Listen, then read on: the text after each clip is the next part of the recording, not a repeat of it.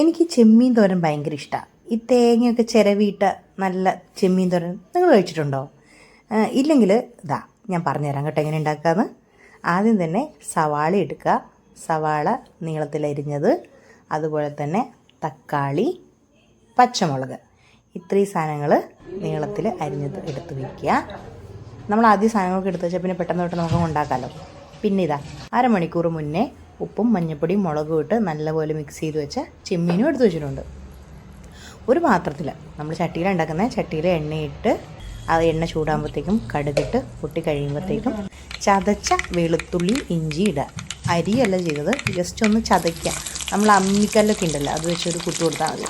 അങ്ങനെ ചതച്ചെടുത്ത വെളുത്തുള്ളി ഇഞ്ചി ഇട്ടു. അതിനുശേഷം എല്ലാ സാധനങ്ങളും ഒന്നിച്ചായിരുന്നു കേട്ടോ.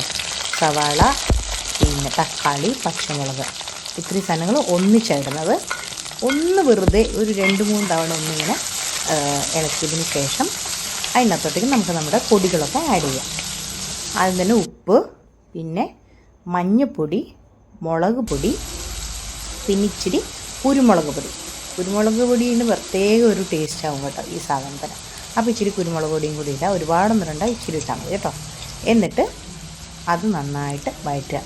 കുറച്ച് നല്ല ഇത്രയും നേരം നമ്മൾ വഴറ്റാത്തതുകൊണ്ട് ഇത് നന്നായിട്ട് കുറച്ച് നേരം നിന്നങ്ങ് വഴറ്റി കഴിയുമ്പോഴത്തേക്കും എല്ലാം നന്നായിട്ട് പിടിക്കും. മസാലകളൊക്കെ പിടിച്ച് കഴിയുമ്പോഴത്തേക്കും എന്ത് ചെയ്യുക, നമ്മൾ നേരത്തെ എടുത്ത് വെച്ച മാരിനേറ്റ് ചെയ്ത് വെച്ച ചെമ്മീൻ അതിനകത്തോട്ട് ആഡ് ചെയ്യാം.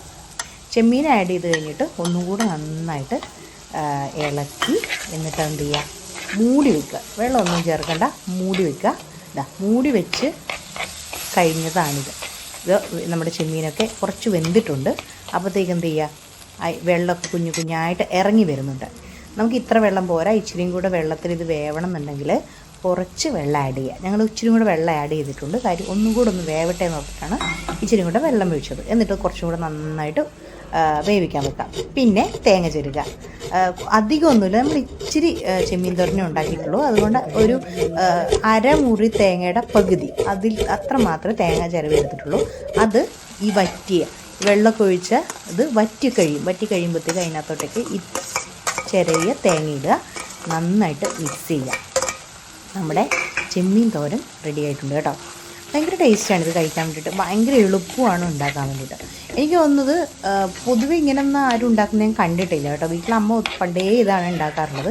അതുകൊണ്ട് എനിക്കിത് ഭയങ്കര ഇഷ്ടമാണ്, ഈസിയുമാണ് ഉണ്ടാക്കാൻ വേണ്ടി. ഒരു 10 മിനിറ്റ് മാക്സിമം മതി ഇത് ഉണ്ടാക്കാൻ വേണ്ടിയിട്ട്.